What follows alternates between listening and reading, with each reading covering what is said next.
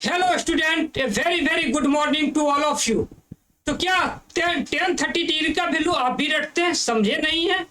अगर समझे नहीं है और 10-60 डिग्री का वैल्यू आप भी रट रहे हैं तो आप अपनी जिंदगी में बहुत बड़ी मिस्टेक कर चुके हैं और अब आपके पास समय आ गया, ये वीडियो आ गया उस मिस्टेक को सुधारने के लिए।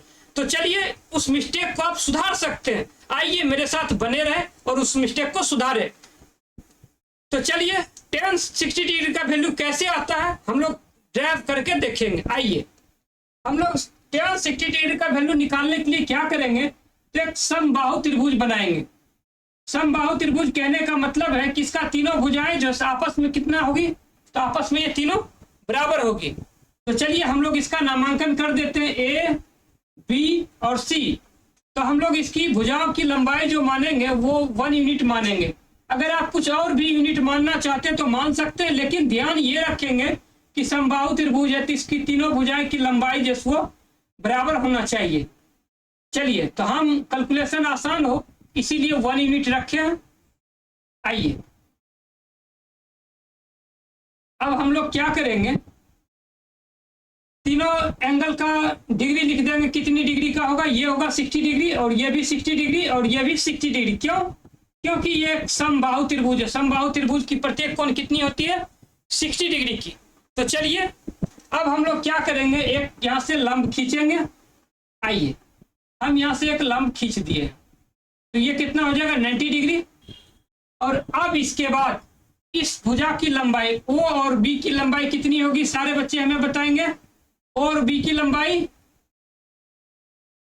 बी और सी की लंबाई 1 यूनिट है तो ओ और बी की लंबाई कितना होगी 1/2। और फिर ओ टू सी की लंबाई 1/2। आइए इसके बाद हमें निकालना है किसकी लंबाई, सॉरी किसकी वैल्यू निकालना है 10-60 डिग्री की। 10-60 डिग्री के वैल्यू निकालना तो tan थीटा बराबर पहले होता क्या ये हम लोग समझ लेते हैं। tan थीटा बराबर होता है लंब बटे आधार। तो देखिए यहाँ पे ये 60 डिग्री है तो इसके सामने वाली भुजाएं लंब और ये भुजाएं बी और ओ ये आधार हो जाएगी। तो ए और ओ जो लंब होगी, ये लंब की लंबाई हमें पता नहीं है, लंब की लंबाई हमें निकालनी पड़ेगी। तो लंब की लंबाई निकालने के लिए हम लोग क्या करेंगे, तो पाइथागोरस थ्योरम का यूज करेंगे। आइए सारे बच्चे हमें बताइए पाइथागोरस थ्योरम से आपका ए और ओ यानी कि लंब की लंबाई कितनी होगी। तो लंब बराबर क्या होता है, सारे बच्चे हमें बताएंगे पाइथागोरस थ्योरम से।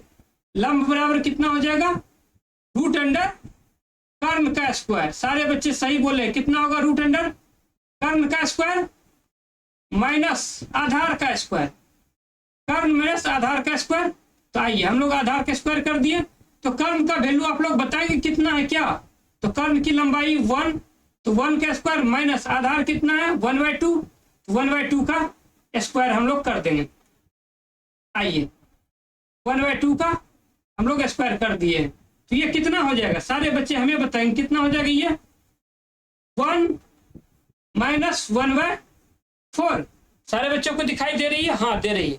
इसके बाद आगे कैलकुलेशन करेंगे तो ये क्या हो जाएगा root under 4 minus 1 divided by 4। और अब मेरे पास नीचे जगह नहीं है जिसके वजह से मैं इसका कैलकुलेशन यहाँ पर साइड में करूंगा। तो कितना हो जाएगा ये रूट अंडर 3/4। और फिर इसको हम लोग क्या लिख सकते हैं, हम लोग इसे लिख सकते हैं रूट 3/2। तो हम लोग आप देख ले आपकी ये लंब जो है, लंब की लंबाई कितनी आ गई रूट 3/2। चलिए लंब की लंबाई आ गई है और आधार की लंबाई हमें पता है।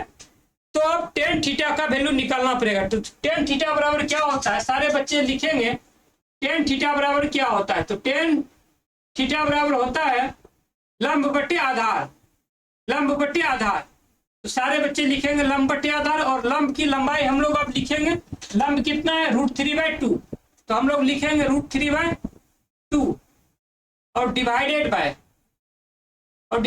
कितना हो जाएगा 1/2। और ये भाग उलट के जब गुना होगा तो ये आ जाएगा रूट 3/2 इंटू 2/1 और ये 2 कट जाएगा तो कितना बचेगा रूट 3। तो tan-60 डिग्री का वैल्यू कितना होता है, सारे बच्चे अब समझ चुके होंगे। tan-60 डिग्री का वैल्यू कितना होता है कितना होता है √3। तो सारे बच्चे, मैं उम्मीद करता हूं कि समझे होंगे इस कंसेप्ट को, नहीं कि रटे होंगे।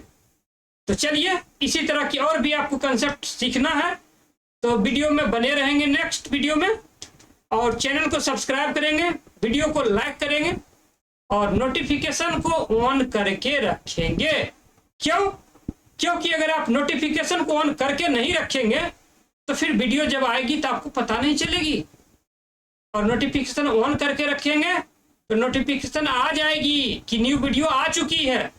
तो चलिए, इसके लिए आप लोग खुद समझदार हैं, क्या करना पड़ेगा, हमें कहने की कोई जरूरत नहीं है, इंसान के लिए इशारा काफी है। सो थैंक यू बच्चों, बाय बाय बच्चों, हैव ए नाइस डे।